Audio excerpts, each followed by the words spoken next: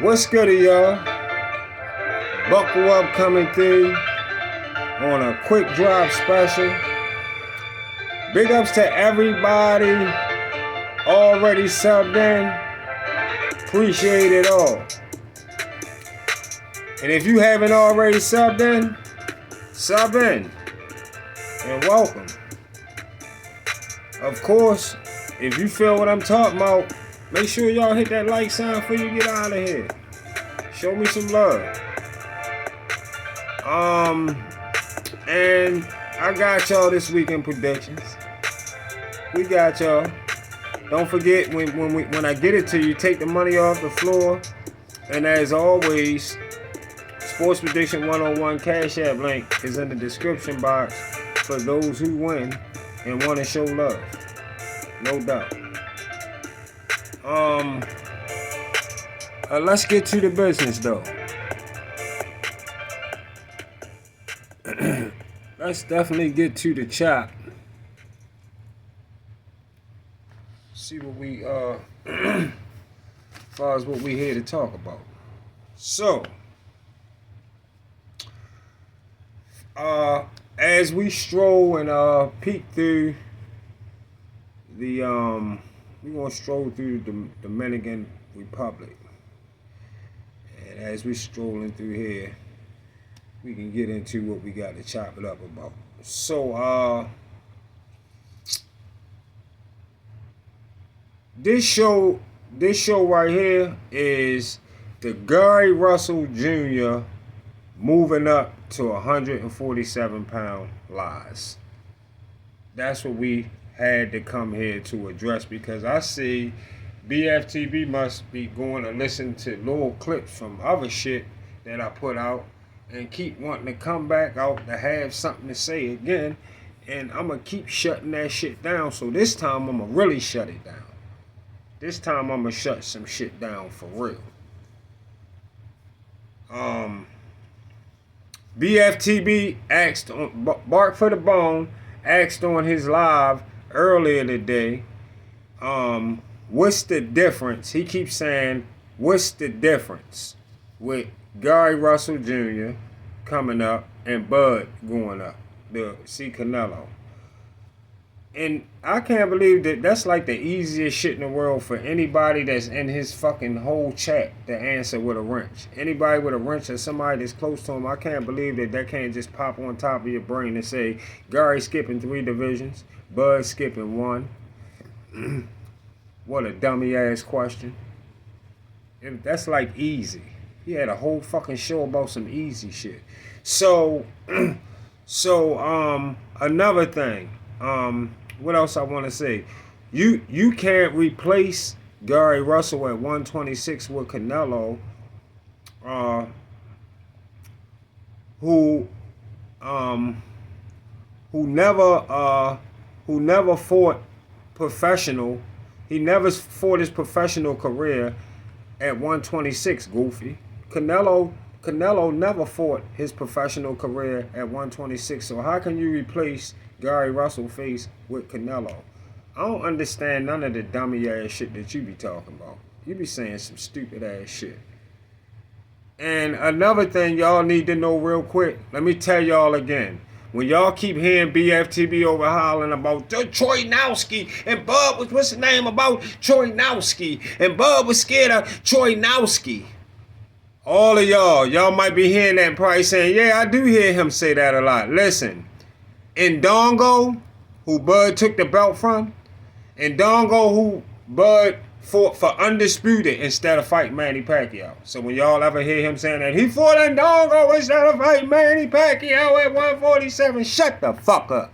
He was at 140 completing undisputed, y'all. He wanted to put undisputed under his belt. Fuck a fight with Manny Pacquiao. I'm going to get undisputed under my belt. Then maybe Manny Pacquiao talks will come up. But we going to get this undisputed done. He got undisputed done with Ndongo, who knocked out his man Tate Jones.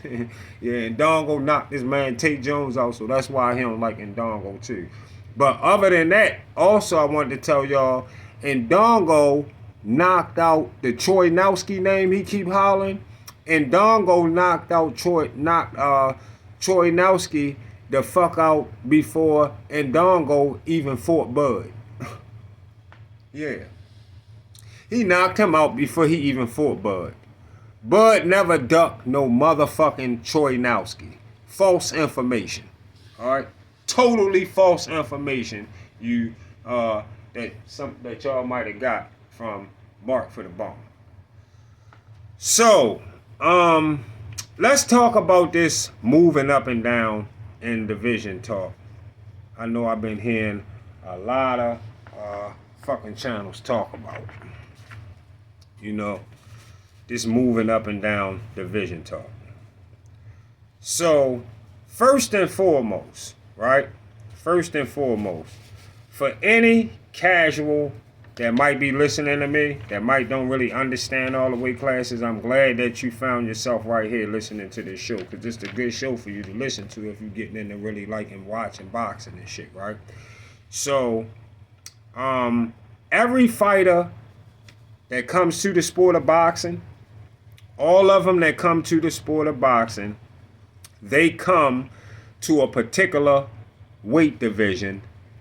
They come to a particular weight division depending on how much they weigh. Alright?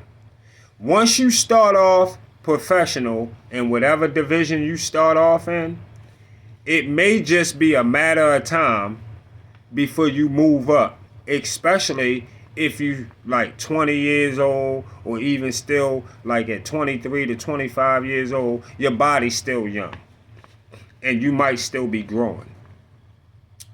And you simply can't make the weight comfortably no more like Bud was at 135. For those that y'all might don't know. Bud wasn't comfortable making 135 pounds after beating Ricky Burns, and that's why y'all seen Bud push himself the fuck out of 135 and go to 140. So when Bark for the Bone asks y'all why didn't Bud go for undisputed at 135, because Bud couldn't make the weight no more. He wasn't feeling comfortable at 135 and he wanted to go to 140. The same reason, listen y'all, the same reason Devin Haney got away from 135 after the Loma fight. Devin Haney was looking sick. Listen, y'all. Devin Haney was looking sick, trying to make 135 pounds, and that's why he shot Shakur that bullshit 25% offer, because he didn't want to fight, or he would have waited to see if the sanctioning body was going to give Shakur more money. All right? Because no matter what, nobody says Shakur don't do or haven't done. We all need to remember Shakur was a 2-division champion. He won a super belt at 126. Then he won another super belt at 130, and he unified at 130, unlike a lot of the people that say Shakur never done shit. Okay? But he done that, so that's why he wanted what he was entitled to get when it came to fighting Devin. But because Devin wasn't comfortable making 135 pounds, he didn't care to wait for Shakur to see if he could at least get the 30% he was entitled to get, and that was for all of the belts as well. If he beat Devin, he was taking all the motherfucking belts.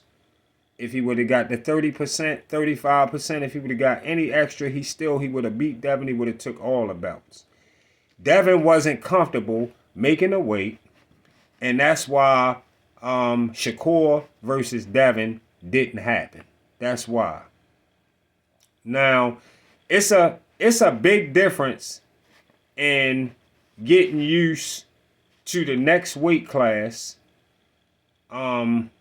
weight class after weight class, if it's not what I'm trying to say is it's a big difference in getting used to the next weight class. weight class after weight class after weight class. If you're feeling good and your power is moving with you, then it's all good. You see what I'm saying? It can be difficult if the power not moving with you, but if the power moving with you, then it's all good. Manny Pacquiao is like a great example of moving division by division until you go as high as you can go. He's the perfect fucking example. And he did it safely, one division at a time. Manny Pacquiao did it safely, one division at a time. Manny came from like down at 108 or 112 up to 118, then 122, then 126, then 130, then 135, then 140, then 147. Think he might have went to 54, I don't know. Manny went through like 8 divisions and won a super belt in each division. Manny way of moving up is the best and safest way to do it in boxing, y'all. It's the best and safest way. Skipping divisions is not safe at all. It's not safe at all. And the move, you skipping and the move, you skipping the worst on the outcome could be that prime example of I'm gonna tell you a prime example of you skipping in the worst way. What I'm trying to say, when you're trying to skip too many or just skip something you shouldn't skip. I'm gonna tell you a prime example. One of my favorites, Kell Brook. Kell Brook was the IBF champion at 147 pounds, having a magnificent career. And out of nowhere, Kell Brook decides that he wants to leave 147. He wants to leave 147, skip 154, and go to 160 to fight Triple G, who was the king at 160 at that moment. Yeah. That's what Kell Brook decided he wanted to do. 160 and fight Triple G. Go there and fight Triple G, who was the king at 160 at that moment. Or should I say, one of the top names anyway, with most of the belts. What Kell Brook was trying to prove, I don't fucking know. But I do know Errol Spence was on the come up at 147, and Kell Brook was on Errol Spence's radar. And then all of a sudden, Kell Brook want to run to 160. All of a sudden, he want to run to 160 to get his fucking eye bone all broke the fuck up.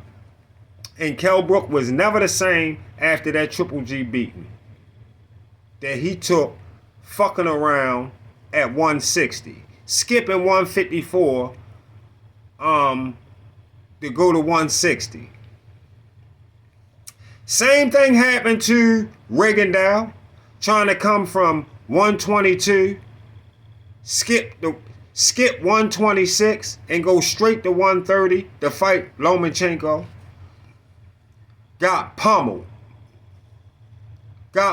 by Loma. Trying to do too much. Trying to do too fucking much. Now, we have had a fighter by the name of Sugar Ray Leonard who was fighting at 147 pounds. And he was fighting at 147 pounds. And if I'm not mistaken, Sugar Ray Leonard skipped 154 and went straight to 160 to fight Marvelous Marvin Hagler. And by a very close decision, Sugar Ray did pull the win off. I got close homies right now that still believe to this day Hagler won that fight. I think it was a real close fight. It was a good, very, very close fight. But then we had a guy in American dare to be great and go from 147 to 160 to fight Canelo. And of course, American took a daycare nap. Yeah. American ended up taking a daycare nap. And then Canelo dared to be great, trying to go to 175, just to a division he just simply was too much. He was biting off more than he could chew. He was going up one division at a time, but then he get to the grounds where he biting off more than he could chew. He want to go to 175-pound division, which he was already fighting at 168, so it still was, like I said, like a safe jump, even though Bivol wasn't the right pick at all. Because I knew and put my money on Bivol to win that fight, which he did. I knew Canelo was not beating Bivol or Better Biev at 175. And check this out. Better Biev would have ended Canelo's career at 175. And of course, y'all seen Jamel Charlo from 154 try to skip 160 and go straight to 168 and go straight to 168 and ran around the motherfucking ring all night trying to avoid the punishment Canelo was hitting that man with. Now listen, y'all. Bud is fighting at 154, and now he decides that he want to skip 160 and go straight to 168 to fight Canelo, which I can't see Bud being successful doing. But I do know this. Bud at 154, skipping 160 to go to 168 is way safer than what BFTB claimed Gary Russell Jr. was talking about doing. Listen, y'all. Gary Russell Jr. was fighting at 126 pounds, y'all. I heard him talking about this yesterday. He was fighting at 120. He was fighting in the 126 pound division, where if he came to fight Bud at 147, Gary was skipping 130 pounds, 135, and 140. And come straight to 147. Now, throughout this show that I've been talking to y'all, notice how everybody else we mentioned probably at worst skip one division, right? Everybody we talked about at worst skip one division. Rigondeaux skipped 126, went to 130, right? Kell Brook skipped 154, went to 160, right? Sugar Ray Leonard skipped 154, went to 160, right? Right? American skipped 154 and went straight to 160, right? No, he skipped. American went from 147 up to 154. Right? So everybody at worst, they skipped one division, right? Gary Russell Jr., according to BFTB, he's so much of a Superman that he was gonna skip 130 pounds, also skip 135, and skip 140, y'all, to come to 147 to fight Bud.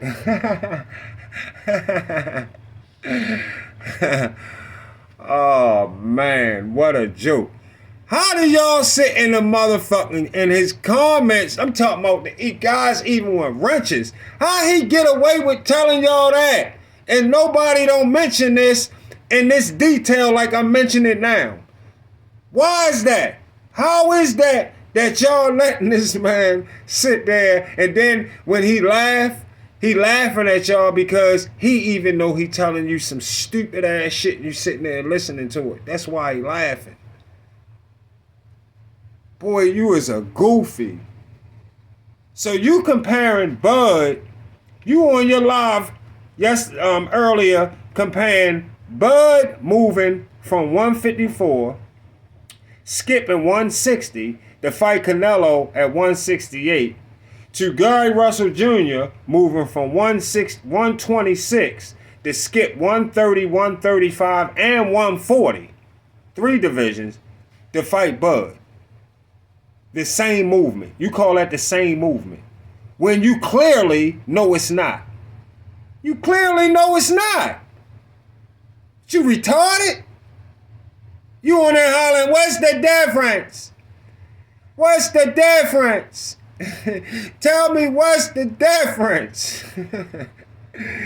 You's a fucking, oh man, you's a donut, yo. That's donut behavior. And what trips me out is how he be sitting there telling y'all that shit. And like I said, don't none of the Frenchmen or nobody don't say nothing. They all sit there like fucking robots. Because they know how they would make them look so fucking stupid if they said that shit. But they don't want to fuck up. Looking like robots and don't say shit.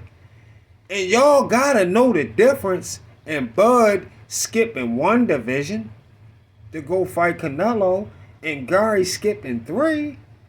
If you know boxing, how you could just let him just talk to you and don't say nothing back or don't correct him? What the fuck wrong with y'all? That's kindergarten type shit.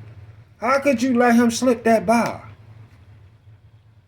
Gary Russell would have in no shape, fashion, or form move to no goddamn 147 from 126 in one jump.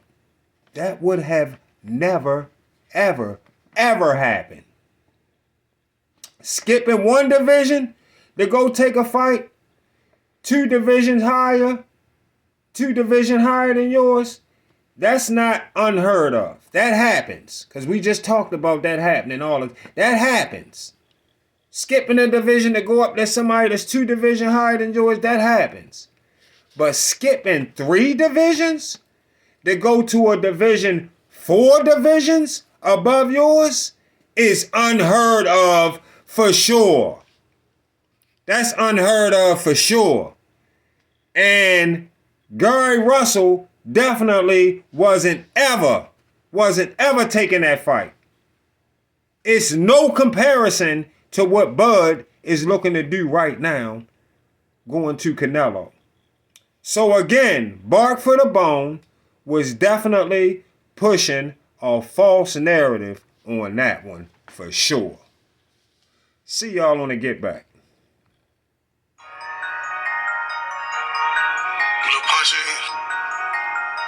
KJ, you fucked up for this nigga. KJ, let the beat knock. You fucked up. Put us. Whoa, I didn't wanna leave. What these niggas mad at me for? Every time I drop my shit up on like some C4. At night I pray to God, hope he died me from a Rico. I want them all dead, put their head where they feet go. Tears falling down my face, no this ain't no regular rain. I swear this don't feel like a motherfucking hurricane. I pop 2 pills at a time, I don't wanna feel the pain. I put this on game, put this on me, put it on my whole name. Them bitches ain't gon' get away. I'ma send shots every day. Told lil' bro keep shooting until it click. Fucking break the cage. Wake up and get money every day. I'm on a paper chase. We meet up in room. I hate letting bitches know where I stay. Fuck her, then it's underlay. Kick her out, ain't no overstay. I know if they get me, I'm still cool, cause I know mama safe. And it ain't no end to this trend. What it say? I woke up and bought myself a Benz, it cost 100K.